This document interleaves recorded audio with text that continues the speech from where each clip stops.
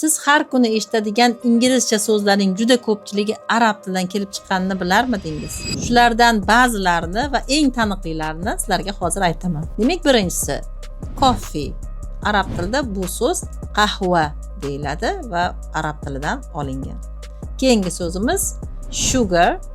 Bu arab tilidagi sukkar so'zidan olingan va ma'nosi shakar deb tarjima qilinadi. Algebra bu so'zning arabcha nomlanishi aljabr, majburan tiklash degan ma'noni anglatadi va inglizlar orasida bu so'zning mashhur bo'lishiga sabab mashhur olim Al-Xorazmiyning Al-Jabru val Muqobala asari sabab bo'lgan.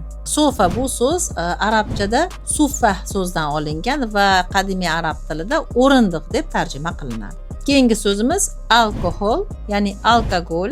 Bu ham arabchadan olingan bo'lib, arabcha o'qilishi alkohol.